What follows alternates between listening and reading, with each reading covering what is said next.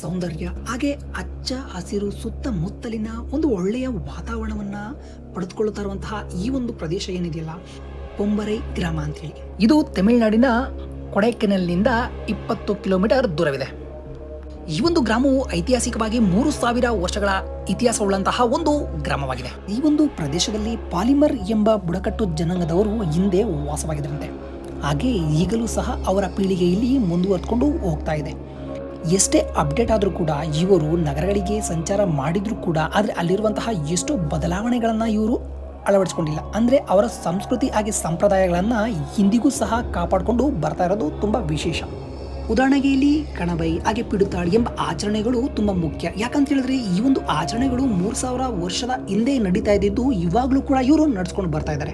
ಅಂದ್ರೆ ನಿಮ್ಗೆ ಅರ್ಥ ಆಗುತ್ತೆ, ಅವರು ಅವರ ಸಂಪ್ರದಾಯಗಳನ್ನ ಮತ್ತೆ ಅವರ ಸಂಸ್ಕೃತಿಯನ್ನ ಅವರು ಬಿಟ್ಕೊಟ್ಟಿಲ್ಲ. ಎಷ್ಟು ಸುಮಧುರ ಅಲ್ವಾ?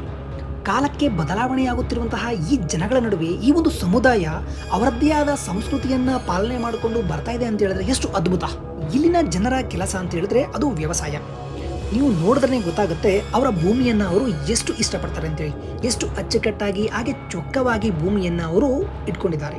ಮತ್ತೆ ಈ ಪ್ರದೇಶವು ಚಲನಚಿತ್ರಗಳ ಚಿತ್ರೀಕರಣ ಮಾಡಲು ತುಂಬಾ ಉಪಯುಕ್ತ ಹಾಗೂ ಉತ್ತಮವಾದ ಪ್ರದೇಶವಾಗಿದೆ. ಹಾಗೆ ನಮ್ಮ ಚಾನಲ್ಗೆ ಏನಾದರೂ ಸಬ್ಸ್ಕ್ರೈಬ್ ಆಗಿಲ್ಲ ಅಂದರೆ ಸಬ್ಸ್ಕ್ರೈಬ್ ಆಗೋದನ್ನ ಮರಿಬೇಡಿ. ಭೋಗರ ಪಳಿನಿ ಮುರುಗನ್ ಈ ಒಂದು ದೇವಸ್ಥಾನವು 2 ವರ್ಷದ ಹಳೆಯ ದೇವಸ್ಥಾನ ಅಂತೇಳಿ ಕರೆಯಲಾಗುತ್ತದೆ. ಮತ್ತೆ ಈಗಲೂ ಆ ವಿಗ್ರಹವನ್ನು ನಾವು ಕಾಣಬಹುದು. ಇದರ ನಿರ್ಮಾಣವನ್ನು ನಾವು ನೋಡೋದಾದ್ರೆ ಚೇರ ರಾಜವಂಶದವರು ಇದರ ನಿರ್ಮಾಣವನ್ನ ಮಾಡಿಸಿದ್ದಾರೆ ಅಂತೇಳಿ ಹೇಳಲಾಗುತ್ತದೆ. 2000 ವರ್ಷ ಇತಿಹಾಸವುಳ್ಳ ಈ ದೇವಸ್ಥಾನವು ಪೊಂಬರೈ ಗ್ರಾಮದ ಮಧ್ಯದಲ್ಲಿದೆ. ಹಾಗೆ ಅಲ್ಲಿನ ಜನರ ಒಂದು ಮುಖ್ಯ ದೇವಸ್ಥಾನವೂ ಕೂಡ ಹೌದು. ಇಲ್ಲಿನ ತಾಪಮಾನವನ್ನು ನಾವು ನೋಡೋದಾದ್ರೆ 15ರಿಂದ 23 ಸೆಲ್ಸಿಯಸ್ ಇದೆ. ಕೊಡೈಕೆನಲ್ನಿಂದ ಪೊಂಬರೈ ಗ್ರಾಮವು 20 ಕಿಲೋಮೀಟರ್ ದೂರವಿದೆ. ಹಾಗೆಯೇ ಬೆಂಗಳೂರಿನಿಂದ ಕೊಡೈಕೆನಲ್ 446 ಕಿಲೋಮೀಟರ್ ದೂರವಿದೆ. ನೆಕ್ಸ್ಟ್ ನಾವು ಹೋಗ್ತಾ ಇರೋ ಪ್ಲೇಸೇ ಲೇಕ್ ವ್ಯೂ ಪಾಯಿಂಟ್. 1863ರಲ್ಲಿ ನಿರ್ಮಿತ ಮಾಡಿರುವಂತಹ ಈ ಒಂದು ನಕ್ಷತ್ರದ ಆಕಾರದ ಕೆರೆ ಅಂತೇಳಿ ನಾವು ಕರಿಬಹುದು. ಹಾಗೆ ಕೊಡೈಕೆನಲ್ನ ಹೃದಯ ಭಾಗ ಅಂತೇಳಿ ಕೂಡ ಇದನ್ನ ಕರೀತಾರೆ. ಮುಂದಿನ ಪ್ರಯಾಣ ಪೈನ್ ಫಾರೆಸ್ಟ್ ಕಡೆಗೆ. ಈ ಮರಗಳು 20ನೇ ಶತಮಾನದ ಹಿಂದಿನ ಮರಗಳಾಗಿದೆ ಮತ್ತು ಬೆಲೆ ಬಾಳುವ ಮರಗಳನ್ನು ಬೆಳೆಸುವ ದೃಷ್ಟಿಯಿಂದ ಈ ಮರಗಳನ್ನು ಬೆಳೆಸಲಾಗಿದೆ. ಮತ್ತೆ ಈ ಮರಗಳನ್ನು ಬ್ರಿಟಿಷರು ಬೆಳೆಸಿದ್ರು ಅಂತೇಳಿ ಕೂಡ ಹೇಳಲಾಗುತ್ತದೆ. ನಿಸರ್ಗ ಪ್ರೇಮಿಗಳಿಗೆ ಹಾಗೆ ಛಾಯಾಗ್ರಹಕ್ಕೆ ಉತ್ತಮವಾದ ಒಂದು ಪ್ರದೇಶ ಅಂತ ನಾವು ಹೇಳ್ಬೋದು. ಪ್ರಕೃತಿಯ ಉತ್ಸಾಹಿತ ಸ್ಥಳ.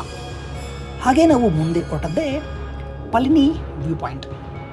ಹಚ್ಚ ಹಸಿರಿನಿಂದ ಕೂಡಿದಂತಹ ಪರಿಸರ ಪ್ರೇಮಿಗೆ ಹೇಳಿ ಮಾಡಿಸಿದಂತಹ ಒಂದು ಸ್ಥಳ ಅಂತಾನೆ ಕರಿಬಹುದು.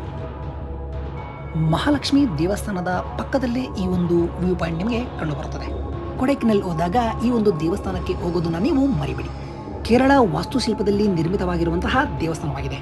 ಈ ದೇವಸ್ಥಾನದಲ್ಲಿ ನೀವು ನಾಗದೇವತೆ, ಮಹಾಲಕ್ಷ್ಮಿ, ಮಹಾವಿಷ್ಣು ಹಾಗೆ ಶ್ರೀದೇವಿ ಮತ್ತು ಭೂದೇವಿಯ ವಿಗ್ರಹವನ್ನು ನೀವು ಕಾಣಬಹುದು. ನಿಮ್ಮ ಇಷ್ಟಾರ್ಥವನ್ನು ಬೇಡಿಕೊಂಡ್ರೆ ಅದೆಲ್ಲ ನೆರವೇರುತ್ತೆ ಅಂತೇಳಿ ಇಲ್ಲಿ ನಂಬಲಾಗುತ್ತದೆ. ನೀವೇನಾದರೂ ಈ ಬ್ಯುಸಿ ಲೈಫಿಂದ ನನಗೆ ಸ್ವಲ್ಪ ಬ್ರೇಕ್ ಬೇಕು ಅಂತೇಳಿ ನೀವು ಯಾವ ಕಡೆ ಏನಾದರೂ ಹೋಗಬೇಕು ಅಂತ ಪ್ಲಾನ್ ಮಾಡ್ತಾ ಇದ್ರೆ ನಾನು ನಿಮಗೆ ರೆಫರ್ ಮಾಡೋದು ಕೊಡೈಕೆನಲ್. ಹಾಗೆ ನಿಮ್ಮ ಫ್ಯಾಮಿಲಿ ಜೊತೆನೋ ಅಥವಾ ನಿಮ್ಮ ಸ್ನೇಹಿತರೊಂದಿಗೋ ಈ ಒಂದು ಕೊಡೈಕೆನಲ್ಗೆ ಪ್ರಯಾಣ ಮಾಡಿ. ಹಾಗೆ ಹೇಳಿ ನಿಮ್ಮ ಒಂದು ಎಕ್ಸ್ಪೀರಿಯನ್ಸು ಹೇಗಿತ್ತಂತೇಳಿ, ಆ ಒಂದು ವೆದರ್ ಆಗಿರ್ಬೋದು ಅಥವಾ ಆ ಹಚ್ಚ ಹಸಿರಿನ ನೋಟ್ ಆಗಿರ್ಬೋದು ಹೇಗಿದೆ ಅಂತೇಳಿ. ಹಾಗೆ ಇನ್ಸ್ಟಾಗ್ರಾಮಲ್ಲಿ ಕೂಡ ನನ್ನ ನೀವು ಫಾಲೋ ಮಾಡ್ಬೋದು. ಈ ವಿಡಿಯೋ ಇಷ್ಟ ಆಗಿದ್ರೆ ಹಾಗೆ ಲೈಕ್ ಮಾಡಿ, ಹಾಗೆ ನಿಮ್ಮ ಒಬ್ಬ ಗೆಳೆಯನಿಗೆ ಶೇರ್ ಮಾಡಿ.